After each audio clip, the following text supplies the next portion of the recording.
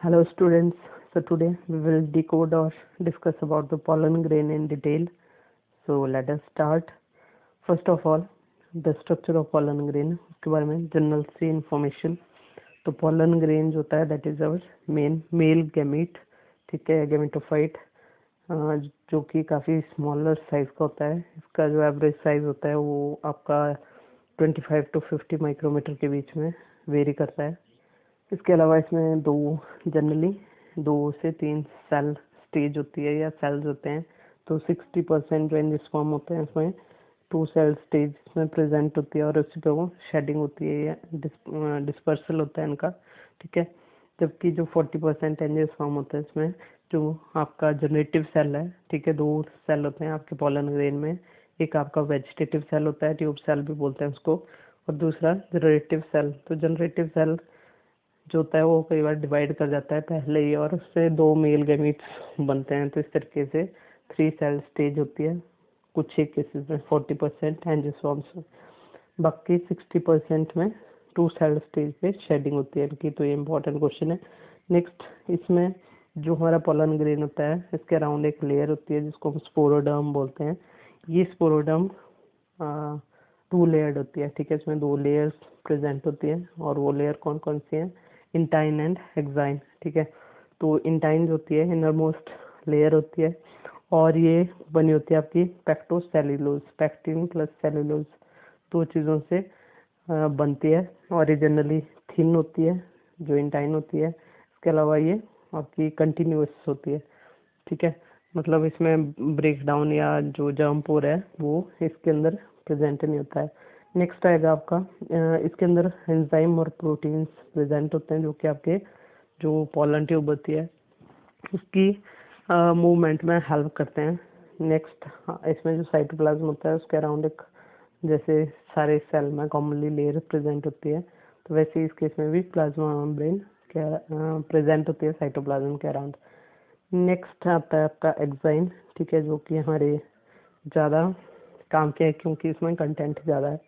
तो ये बाहर वाली लेयर होती है, आउटर लेयर होती है. It is made up of highly resistant biochemical, ठीक है, बहुत ज़्यादा रेजिस्टेंट बायोकेमिकल होता है जिसको हम बोलते हैं स्पोरोपोलिन, ठीक है.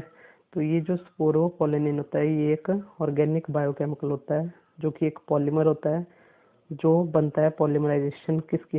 फैट्स एंड फिनोल, ठीक है, या कैरोटिनॉइड्स बोल सकते हैं हम. तो इसकी पॉलीमराइजेशन से बनता है हमारा स्पोरोपोलिन. ये जो होता है रेजिस्टेंट होता है किसके अगेंस्ट? टेम्परेचर, बहुत ज़्यादा हाई टेम्परेचर के अगेंस्ट, ठीक है, एसिड्स के अगेंस्ट और बेसिस या अल्कलीज के अगेंस्ट. तो अभी तक इसके कोई भी एंजाइम इसको डिग्रेड नहीं कर पाया है ऐसा माना जाता है, ठीक है. तो ये किसी भी एंजाइम से डिग्रेड नहीं होता है. तो बोलने का मतलब है it is very very strongerly resistant. So next आता है आपका ये जो स्पोरोपोलिन है इसी के कारण आपके जो पोलन ग्रेन्स होते हैं काफ़ी पुराने प्लांट्स के पोलन ग्रेन को प्रिजर्व किया जाता है in the form of micro fossils, ठीक है. सो इसके बाद पोलेनिन जो होता है जो हमारी एक्साइन का एक मेन कंपोनेंट होता है, ये कुछ एक रीजन पे एब्सेंट होता है, उन रीजन पे बनते हैं आपके फिर जर्म पोर्स, ठीक है. तो जर्म पोर्स एक भी हो सकता है, 2 भी हो सकते हैं. नेक्स्ट, तो जो एक्साइन हो गया आपके स्पोरोपोलिन के कारण वो एक कंटिन्यूस लेयर नहीं होती बल्कि उसमें जर्म पोर्स बन जाते हैं. तो एक्साइन जो होती है that can be smooth, reticulate और स्पाइनी. तो जो एनिमोफिलस प्लांट्स होते हैं जिसमें विंड्स के थ्रू आपकी पॉलिनेशन होती है वो प्लांट्स, उसमें एक्साइन आपकी स्मूथ होती है. जबकि जो एंटोमोफिलस होते हैं इंसेक्ट के थ्रू जिसमें पॉलिनेशन होती है उसमें ये जो पोलन ग्रेन्स होते हैं उसके ऊपर एक sticky substance, fatty substance present होता है जिसको हम पोलन किट बोलते हैं, जो कि इसको स्टिक करने में, एडहियर करने में हेल्पफुल होती है, ठीक है. नेक्स्ट देखते हैं अब जो एक्साइन है इसके बारे में जो हम डिटेल में देखते हैं तो उसके भी सब लेयर्स प्रेजेंट होते हैं जिसके बारे में 2 अलग अलग कंसेप्ट सामने आई हैं, ठीक है. एक के अकॉर्डिंग इसकी एक्साइन जो होती है 2 लेयर में डिवाइडेड होती है. एक आपकी एक्टेक्साइन होती है और एक आपकी एंड एक्साइन होती है. एक्टेक्साइन जो होती है उसकी फर्दर 3 लेयर्स होती हैं. सबसे बाहर वाली जो होती है दैट इज योर टेक्टम, ठीक है. और इसके बाद आती है मिडल लेयर जिसको हम बोलते हैं बैक्यूलेट लेयर। ये दोनों लेयर जो होती हैं इनकी डिज़ाइन कैसा है, कंपोजिशन कैसी है, उसके बेसिस पे साइंटिस्ट जो होते हैं पॉलन ग्रेन की क्लास, फैमिली, जीनस और स्पीसीज के बारे में पता लगाते हैं। तो ये चीज़ इसके बारे में इंटरेस्टिंग है, इम्पोर्टेंट है।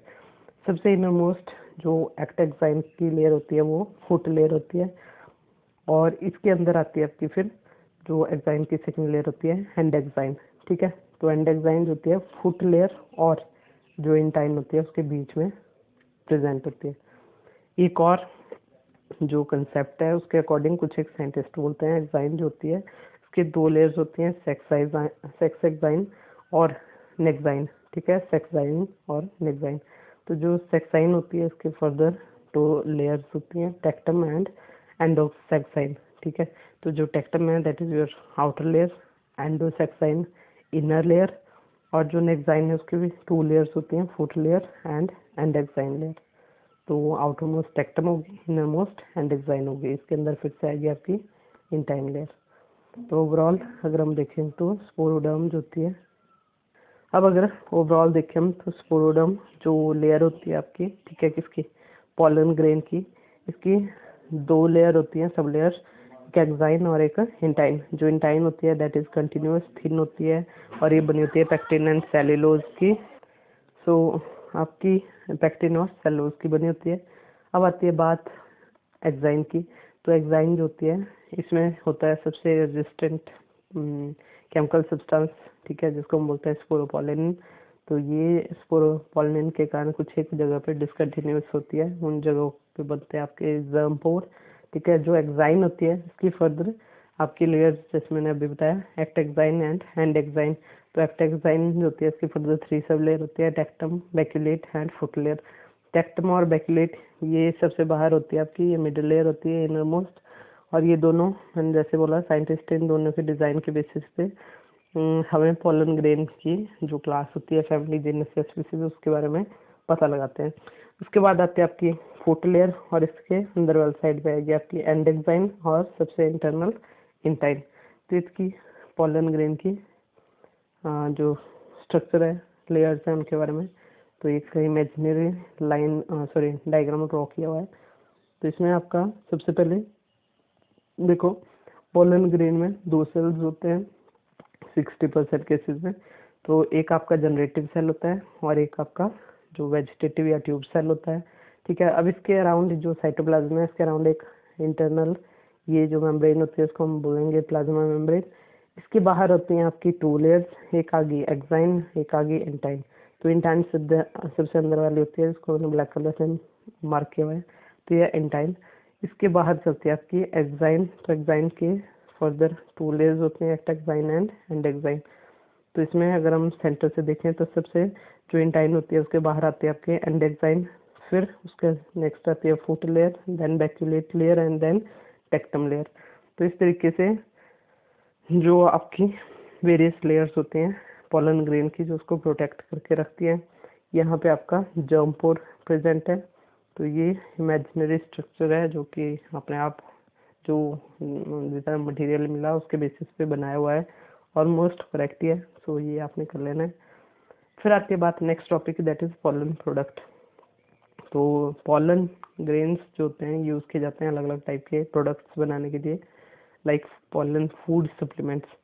So due to the presence of various types of nutrients like carbohydrates, proteins in the pollen grain, they are used in the form of tablets and syrups. ठीक है, तो इनको टैबलेट्स और सिरप के form में use किया जाता है और इसकी कंजप्शन जो होती है वो परफॉर्मेंस को इंक्रीज करने में हेल्पफुल होती है। लाइक जो रेस के हॉर्सेज होते हैं और एथलीट्स होते हैं उनकी परफॉर्मेंस को इंक्रीज करने के लिए उनको पॉलन ग्रेन के टैबलेट्स एंड सिरप्स दिए जाते हैं। नेक्स्ट आता है पॉलन क्रीम्स। तो क्योंकि ये हमारे जो पॉलन ग्रेन होते हैं इसमें अनसैचुरेटेड फैट्स प्रेजेंट होते हैं जो कि इसको पॉलन ग्रेन को यूवी रेज से प्रोटेक्ट करने में हेल्पफुल होते हैं, और इन्हीं फैट्स के कारण ये बहुत सारे हमारे जो कॉस्मेटिक्स के प्रोडक्ट्स होते हैं उसमें यूज़ किए जाते हैं ताकि वो स्किन को प्रोटेक्ट कर सके। ठीक है, नेक्स्ट आता है पॉलन वायबिलिटी। ठीक है, तो ये पहले बताया था आपको, ऐसा टाइम पीरियड जब तक पॉलन ग्रेन जो होता है वो फंक्शनल रहता है, ठीक है, तो उस पीरियड को रहता है पॉलन वायबिलिटी। तो पॉलन की वायबिलिटी कितनी होगी ये डिपेंड करेगा टेम्परेचर के ऊपर, ह्यूमिडिटी के ऊपर और उस पॉलन ग्रेन के जेनेटिक पोटेंशियल के ऊपर। तो जनरली जो व्हीट और राइस है, ठीक है, उस केस में जो पॉलन की वायबिलिटी है दैट इज 30 मिनट्स, ठीक है।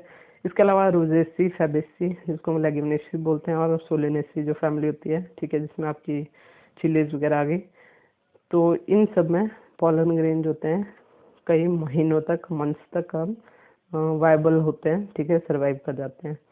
अब आता है नेक्स्ट वेरी वेरी इंपॉर्टेंट चीज़, क्रायो प्रिजर्वेशन का होता है। तो जब भी हम लो टेम्परेचर पे किसी चीज़ को प्रिजर्व करते हैं लंबे टाइम तक का, तो उसको बोलते हैं क्रायो प्रिजर्वेशन। तो हम पढ़ रहे हैं पॉलन ग्रेन्स के केस में, तो -196 डिग्री सेल्सियस पे, और ये काम जो होता है ये होता है आपका लिक्विड नाइट्रोजन के अंदर। तो इस लिक्विड नाइट्रोजन में इस टेम्परेचर पे कई सालों तक पॉलन ग्रेन्स को प्रिजर्व किया जा सकता है, और इसीलिए जब भी उनकी ज़रूरत पड़ती है तो इस तरीके से जब उनको प्रिजर्व करते हैं तो उसको बोला जाता है पॉलन बैंक्स, ठीक है। अब आता है नेक्स्ट टॉपिक हमारा, दैट इज पॉलन एलर्जी, ठीक है। तो कुछ एक जो पॉलन ग्रेन्स होते हैं, ठीक है, वो severe allergic and bronchial affliction cause करते हैं कुछ एक लोगों के अंदर, जिसके कारण बहुत सारी क्रॉनिक रेस्पिरेटरी डिसऑर्डर या प्रॉब्लम्स क्रिएट हो जाती हैं, लाइक अस्थमा हो गया, ब्रोंकाइटिस हो गया। तो ये जो पॉलन एलर्जी होती है, pollen grain generally seasonally release होते हैं, तो इसके कारण ही पॉलन एलर्जी जो होती है वो भी सीजनल होती है नेचर में, और इसको हम हे फीवर भी बोलते हैं। इससे रिलेटेड एक और इंटरेस्टिंग चीज़ ये है कि जो कैरेट ग्रास, पार्थिनियम जो ग्रास है, प्लांट है, ठीक है, ये इम्प्रूव्ड व्हीट की वैरायटी इंडिया बाहर से लाया था, तो उसके साथ ये भी एक कैरेट ग्रास आया था, ठीक है, और ये काफ़ी हद तक जो पॉलन एलर्जी होती है उसके लिए जिम्मेवार है, ठीक है। नेक्स्ट आता है आपका कुछ नहीं, so next we will do in next video. So hopefully आपको ये चीज़ें समझ आई होंगी और आपके जो भी डाउट्स थे वो क्लियर हो गए होंगे। So thank you.